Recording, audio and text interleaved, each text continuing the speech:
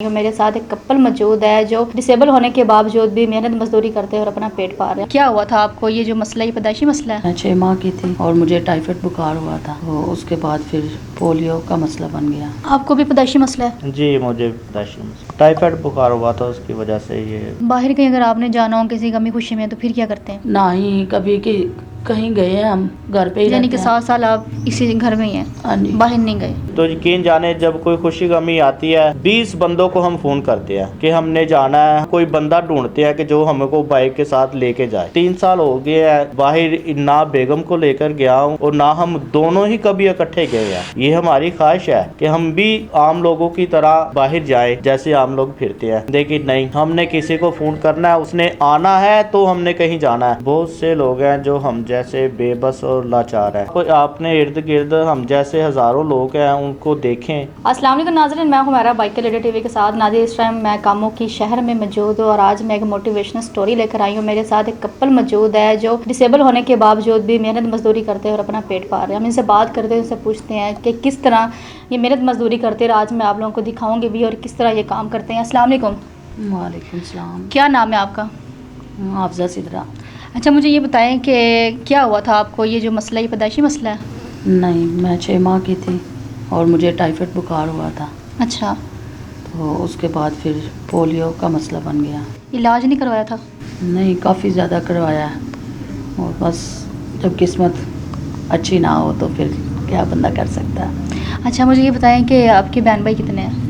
हाँ जी, हम 7 बहन भाई हैं। 3 भाई, 2 भाई और 5 बहनें। माँ बाप? अब्बू मेरे फौत हो गए हैं और अब मेरी अम्मी हैं। बहन भाई आपके पास आते हैं, मिलते जुलते हैं? हाँ जी, आते हैं, मिलते हैं। अस्सलाम वालेकुम। वालेकुम। क्या नाम है आपका? जी, अब्दुल गफ्फार। आपको भी पैदाइशी मसला है? जी, मुझे पैदाइशी मसला है। क्या हुआ था?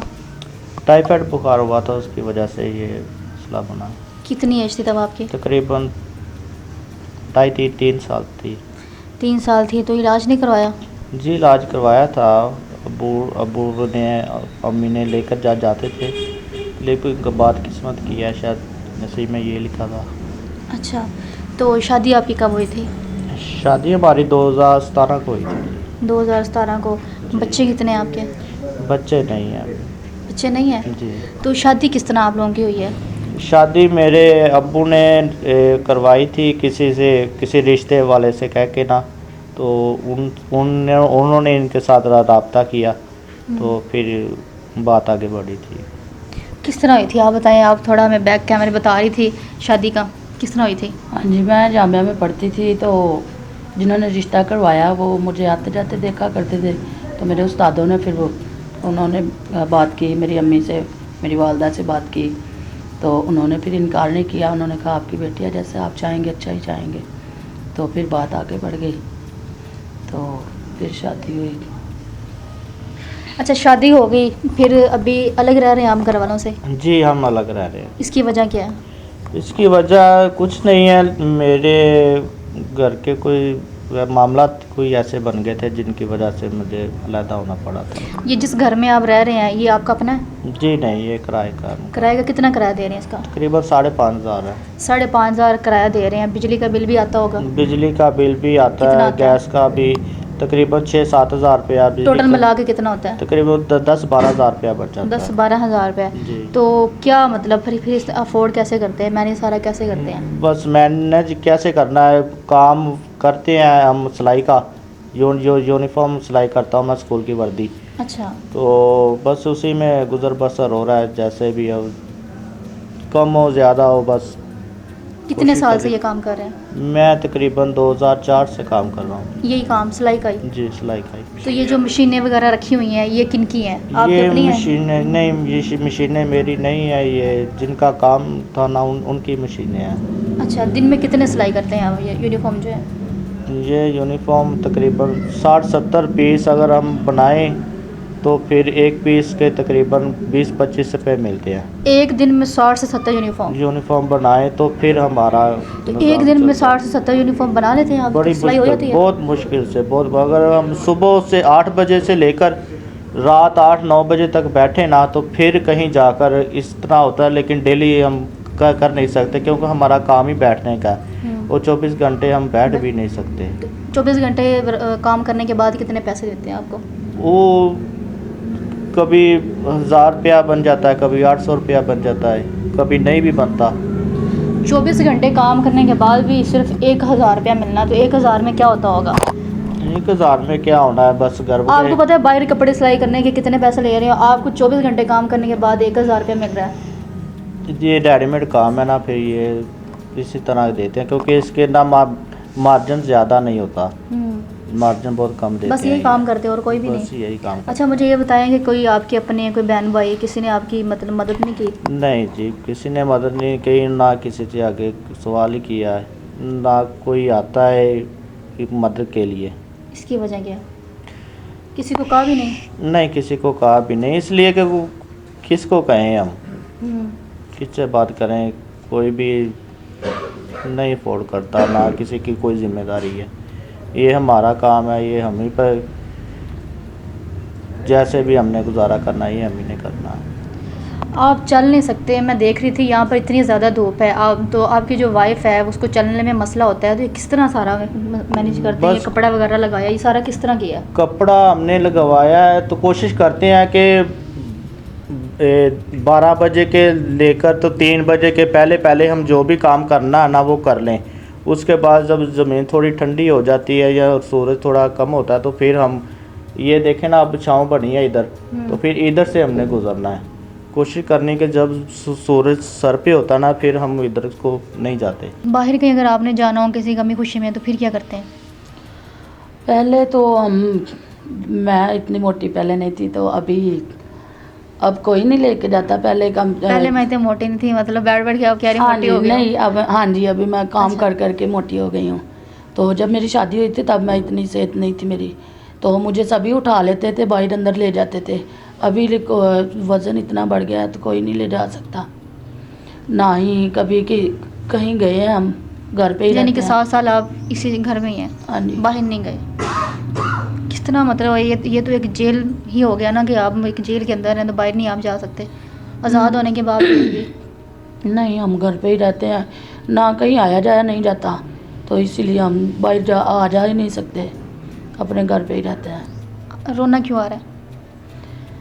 बस अल्लाह ताला की ज़ात हमारी मुश्किलों को आसान करे।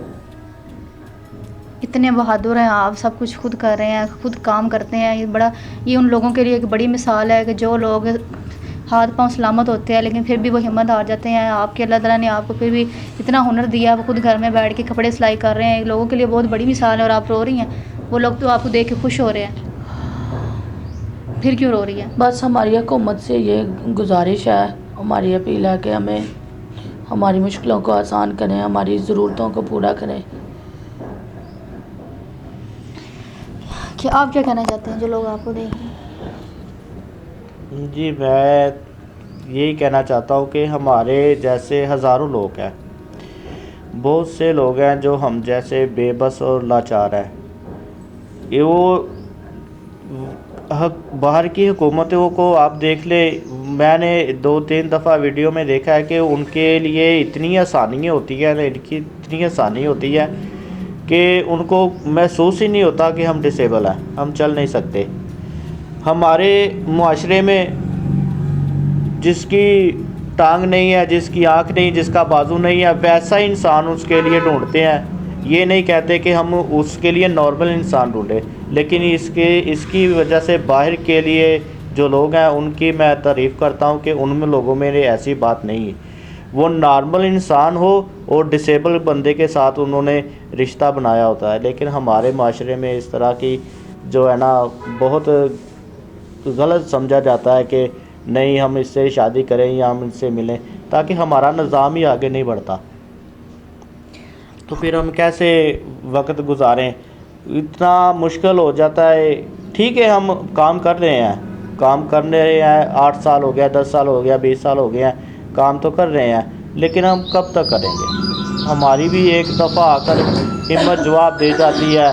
बाहर आने जाने की बात रही तो यकीन जाने, जब कोई खुशी गमी आती है तो पहले तो 20 बंदों को हम फ़ोन करते हैं कि हमने जाना है, हमारे पैसे। सबसे पहले हम गाड़ी, मोटरसाइकिल, बाइक वगैरह ढूंढते हैं, पहले वो मिले, फिर उसके बाद हम कोई बंदा ढूंढते हैं कि जो हमको बाइक के साथ लेके जाए।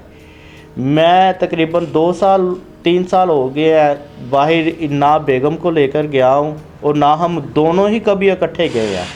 ये हमारी ख्वाहिश है कि हम भी आम लोगों की तरह बाहर जाएं, जैसे आम लोग फिरते हैं, लेकिन नहीं, हमने किसी को फ़ोन करना है, उसने आना है तो हमने कहीं जाना है, अगर नहीं आए तो हम घर पे ही बैठे हैं, चाहे जो भी हो, अच्छा वक्त हो बुरा वक्त हो। अब आप अपने भी कोई नहीं आता आपको जो अपने भी आते हैं, कभी कभी आते हैं, लेकिन वो भी क्या करे, वो भी कामकाज वाले हैं, कोई समझे कोई ना समझे, कोई ना सही, कोई ज़रूरी तो नहीं, कोई हमारा कोई मुलाजम तो नहीं ना, कोई जब हम आवाज़ दे कोई आ जाए, कोई नहीं भी आता, फिर जो क्या करते हैं, चुप करके बैठे हैं। ये पहली ईद थी, इससे पहले भी कितनी ईदें हैं कि हमने घर पर ही गुजारी हैं अकेले। मैंने सोकर गुजार लिया, इसने बैठ के गुजार लिया, एक दूसरे के साथ बातें करके वक्त गुजार लिया बस। जो लोग आपको देख रहे हैं क्या कहना चाहेंगे उनको? इनसे हम ये कहना चाहेंगे कि आप अपने इर्द गिर्द हम जैसे हज़ारों लोग हैं, उनको देखें, उनको समझें और उनसे के साथ दर्दमाना जो है ना हेल्प और मदद करें उनकी, उनसे पूछें इतनी कि मुश्किल उनको क्या परेशानी इतनी मुश्किल है। होने के बावजूद आप अपने लिए उन लोगों से कुछ नहीं मांग रहे, आप फिर भी उनको ये कह रहे हैं कि आप अपने आसपास देखें, आप जैसे जो लोग हैं तो उनके साथ इस तरह का सलूक करें। मैंने यह कहा कि आप अपने लिए कुछ नहीं चाहते। हाँ, हम अपने लिए चाहते हैं, हमारे लिए भी आसानियाँ हों, हम भी चाहते हैं कि हमारे लिए भी आसानियाँ हो, कहीं आने जाने के लिए कोई हमारा वजीफ़ा लगवा दे। ये मैडम मरीम नवाज़ है, इनकी हुकूमत है अब, और मैं चाहता हूँ कि ये हमसे मुलाकात करें, हमें मिलें, लेकिन शायद ऐसा हो नहीं सकता क्योंकि हम छोटे लोग हैं, हमारे पास हमारे पास हम लोग हैं, हमारे के लिए इनके पास टाइम नहीं है। लेकिन हम चाहते हैं कि हमारी वजह से ये हुकूमतों पर बैठते हैं, ओहदे मिलते हैं, वजारतें मिलती हैं हमारी वजह से, लेकिन हमारे लिए टाइम नहीं है। मैं गुजारिश करता हूं कि वो हमारे पास आए, हमें मिले, ताकि हमारी भी कोई ऐसा कोई वजीफ़ा या कोई हमारे लिए आसानियाँ पैदा करे, ताकि हमारी आने वाली ज़िंदगी भी कुछ आसान हो। नाज़रीन, सारी सूरत हाल आपके सामने आप लोगों ने देखा। ये भी मैं लास्ट पे ये कहना चाहूँगी, हुकूमत से मेरी अपील है कि इनकी मदद करें, ज़्यादा नहीं तो वजीफ़ा लगा दें। 40-50 हज़ार से उनका क्या जाना है, एक मियाँ बीवी किस तरह ज़िंदगी गुजार रहे हैं, कितनी मुश्किलात में है। एक बहुत बड़ी बात है कि 3-4 साल अपने घर से बाहर नहीं जाना, बाहर की दुनिया नहीं देखनी है, कि जेल के अंदर रहना, ये जगह जेल से बढ़ के नहीं है कि अपने घर से बाहर नहीं जाते। मेरी यही दरख्वास्त है, जितना हो सके इनकी मदद करें। लोगों से वो मदद नहीं मांग रहे, लेकिन हुकूमत उनकी मदद करे। इसी का मुझे इजाज़त, अगले वीडियो में मिलते हैं, तब तक के लिए अल्लाह हाफ़िज़।